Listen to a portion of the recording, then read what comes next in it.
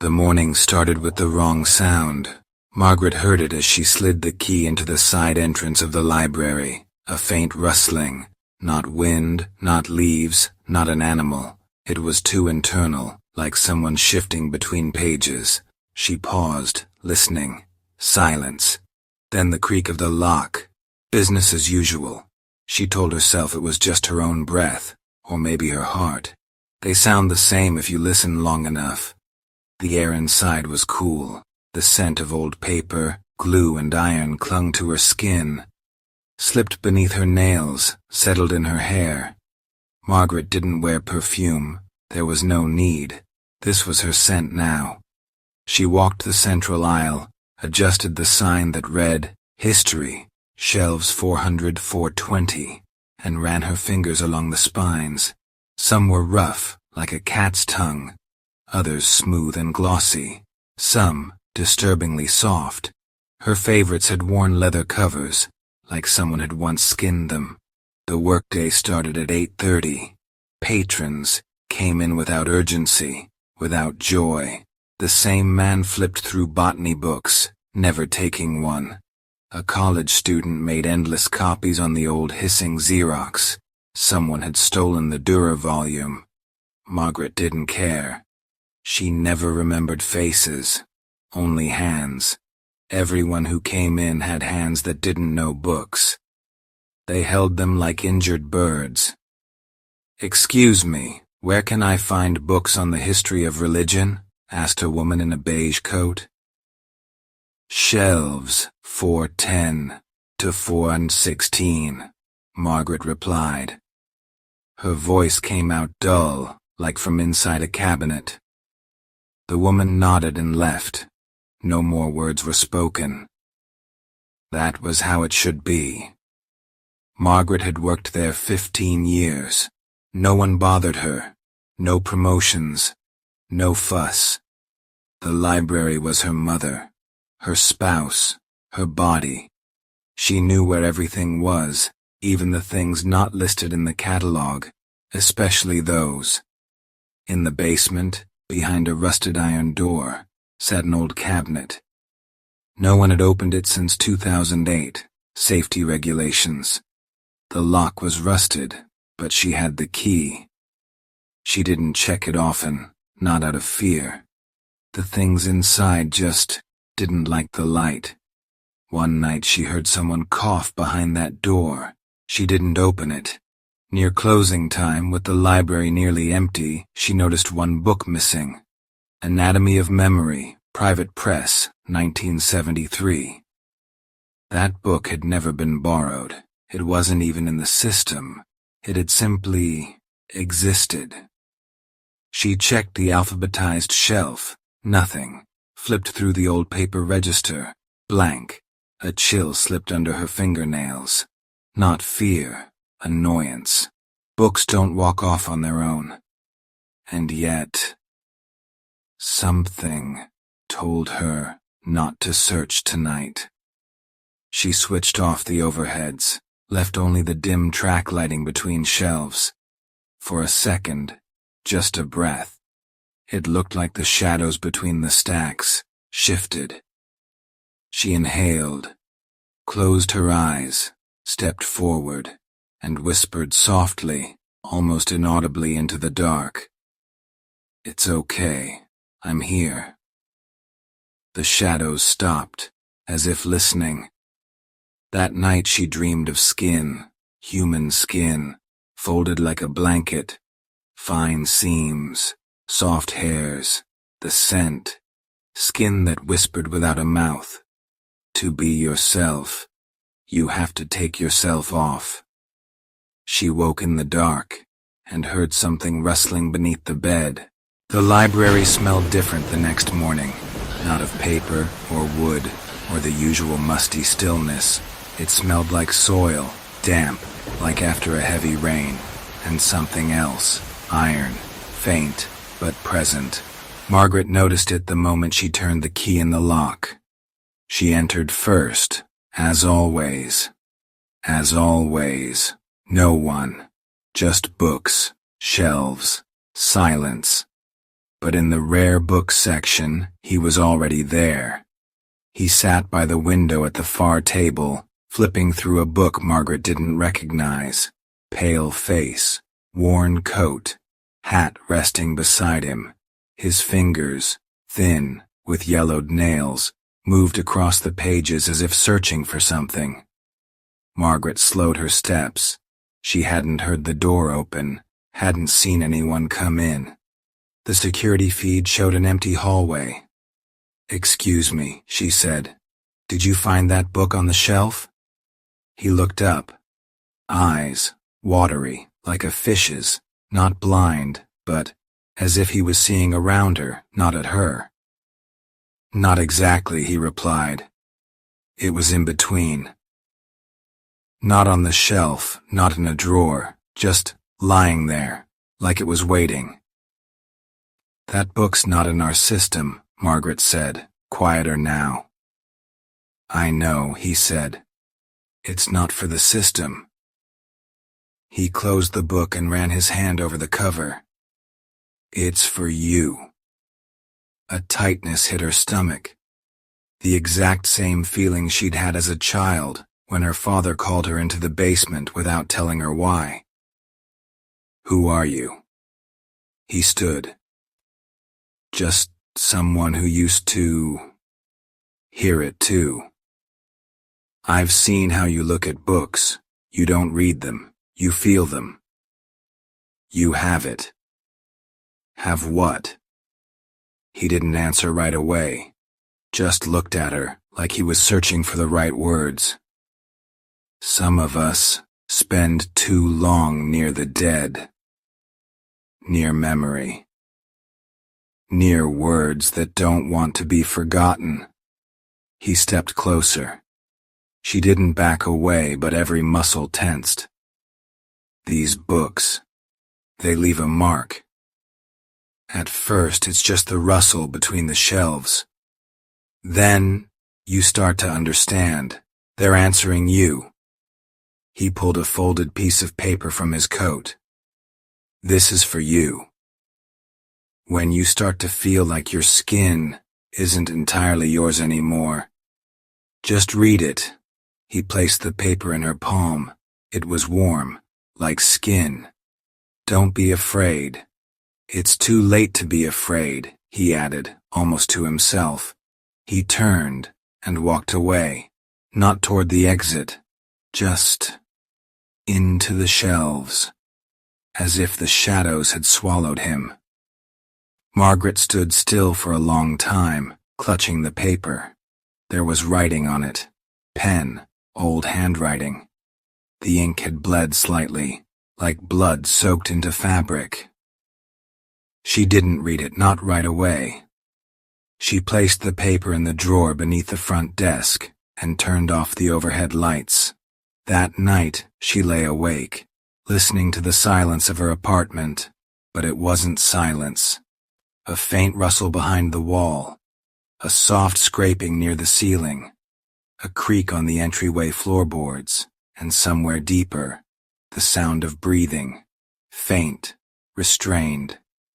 Margaret closed her eyes and suddenly remembered being forced to read aloud as a child, locked in the coat closet, alone, surrounded by old coats.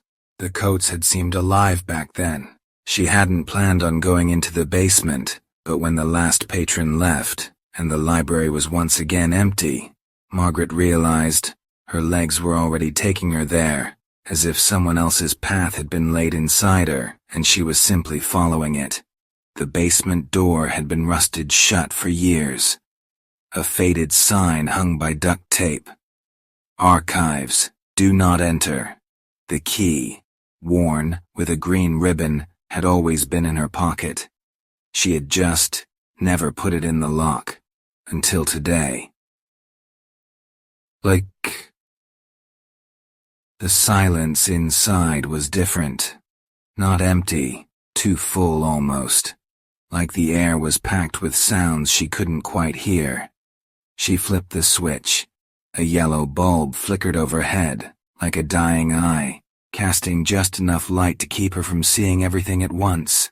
The smell, It wasn't the usual. It was old, oily, like the preserved air of a museum, guarding something that was never meant to survive humanity. Shelves, old drawers, maps, folders tied with brittle twine.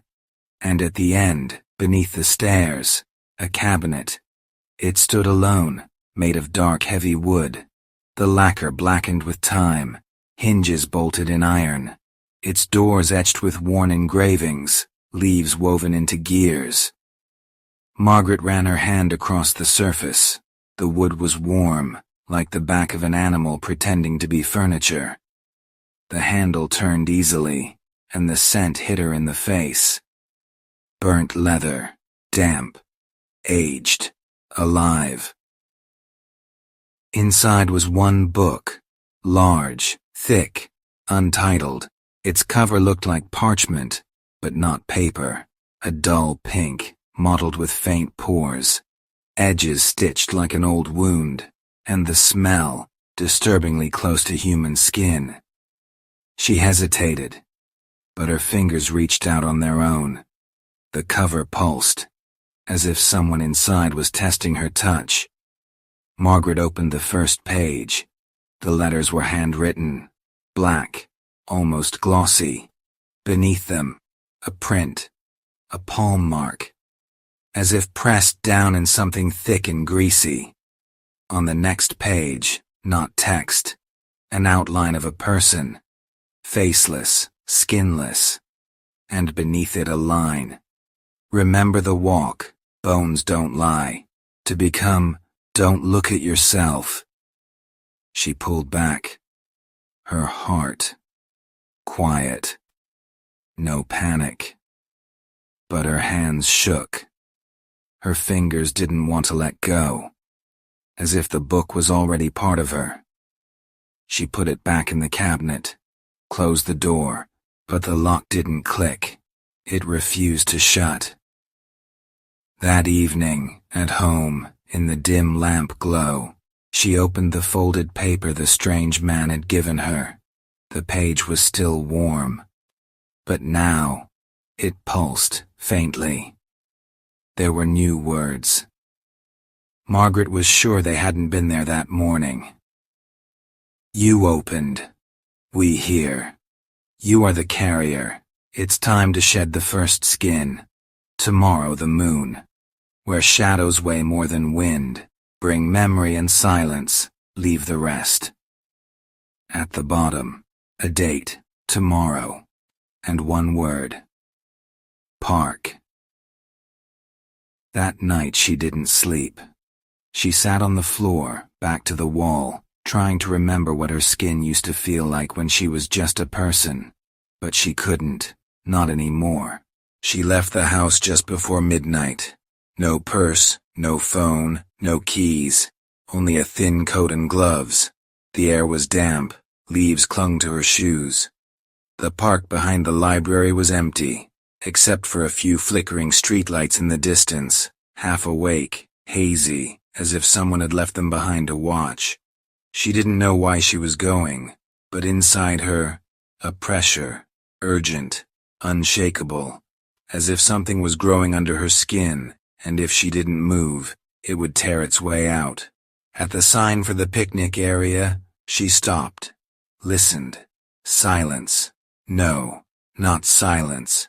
Rustling, beneath the ground, as if something was shifting under the roots, squeezing between rocks, searching for an exit. She kept walking. In the clearing by the dry fountain there was a bench, old, metal. On it, a bag, not hers. Margaret stepped closer. The bag was open. Inside, women's things. A mirror, a phone, and boots, neatly placed, as if someone had taken them off to sleep. Next to the bench, in the grass, an impression, like someone had been lying there, recently. Margaret crouched, touched the ground, warm. She ran her fingers along one of the boots, the leather, soft, almost warm. And then memory, but not hers. Someone else, looking through her eyes, A woman running, falling, crying, whispering, "Please, don't." But the hands are already there, strong, alien, tearing at clothes, pulling at skin, slowly, like peeling off gloves. No scream, just the sound, like the cover being pulled from an old book.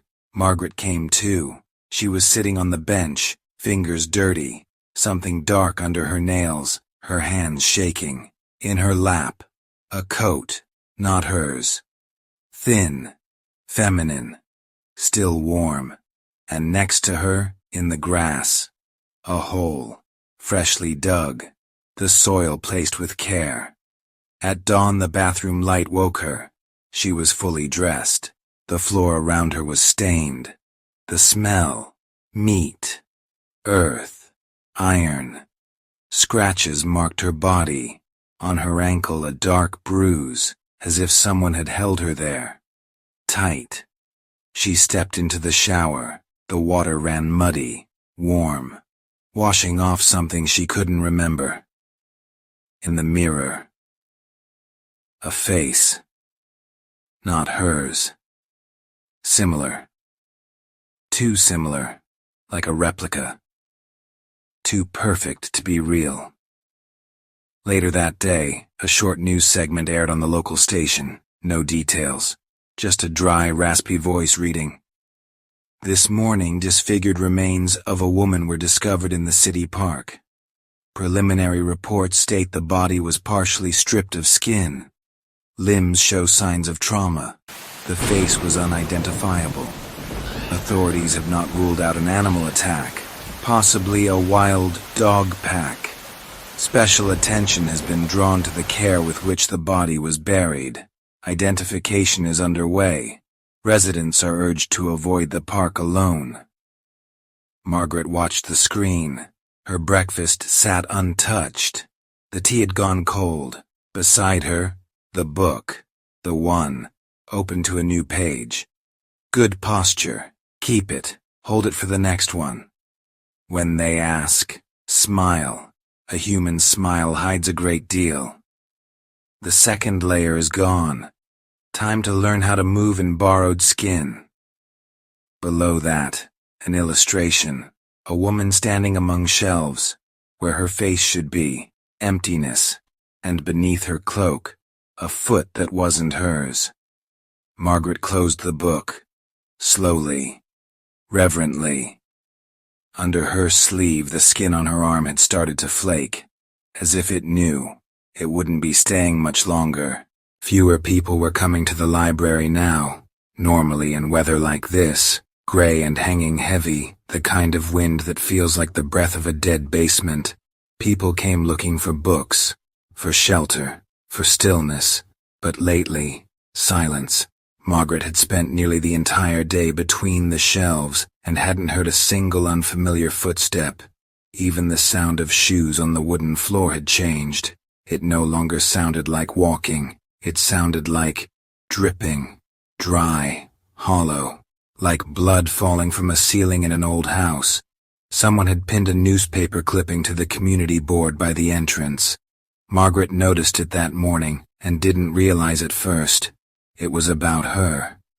Police in the Washington suburbs are investigating a series of disappearances. In the past week, 2 teenagers, a brother and sister, vanished after leaving the library. Surveillance footage, including from inside the building, is currently under review. Authorities are asking the public to come forward with any information. The area is now under increased patrol. She slowly tore it from the board. Checked the date. 2 days ago. No one had asked her anything. No one had come. But she knew the camera above the reception desk had stopped recording. She'd checked. She remembered, on the night she didn't sleep, the red light on the camera blinked like an eye, but it didn't blink again. Then it just went out.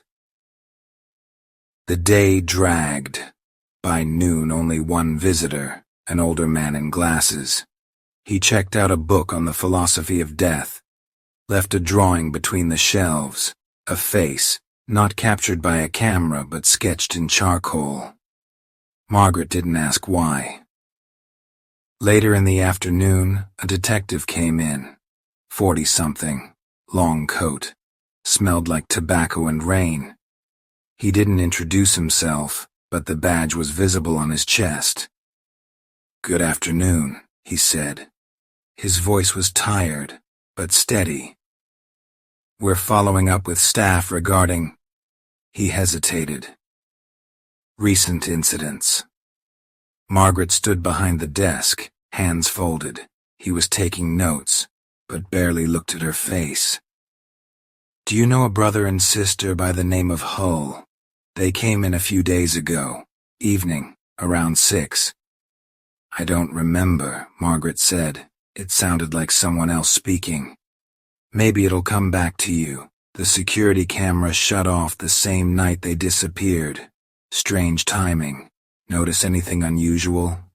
Margaret paused, just for a second, then said calmly, "Sometimes the books move themselves." He looked at her, really looked, for the first time. Then very slowly, he closed his notepad. "If you think of anything else." He didn't finish the sentence, and left. A wet outline from his coat remained on the counter. It was hexagonal. That night, Margaret stared at her shadow. It no longer matched her body. The legs, shorter, the shoulders, narrower. The head tilted, even when she stood straight. The shadow had its own rhythm. Sometimes it moved before she did, sometimes after. She stood in front of the mirror, undressed, ran her hands over her skin. It wasn't hers. Some parts, smooth, others wrong, like patchwork. Under her right shoulder blade, a scar she didn't remember. On her thigh, a birthmark. It had always been on the left. Now, it was on the right. She looked into her eyes. "Who are you?" she whispered, and heard. "I'm reading you." The book was open again. On the latest page, "Eyes are the final defense. People without eyes don't look. A street without eyes is dead, but you are still alive, for now." Margaret closed the book. Something shifted inside the spine. It started with a crack in the wall. Margaret noticed it that morning, thin as a strand of hair, in the corner of the reading room, where it used to smell like bark. Warm air drifted from it, as if something deep inside was breathing. She leaned closer, peered into the crack, and heard a voice. Soft, familiar. "You remember everything, Margaret. You just don't own it anymore." She straightened. It was hot, as if the fire wasn't rising from the rooms, but from the foundation itself. She no longer helped patrons that day. She simply wandered between the shelves. Her hands brushed over the spines like ribs. Some of the books trembled under her fingers. Others whispered, not with words, but with sounds, smells, shapes. She wasn't afraid. She already understood. The library was ready to die. Closer to 6, the power went out. The breaker didn't trip. The backup generator failed too. Margaret sat in the dark. On her lap, the book. The same one, warm, alive. Then she smelled smoke. At first, faint, almost sweet. Then, sharp, acidic. Someone screamed in the lobby. Doors slammed. Glass shattered. Someone called her name. Margaret.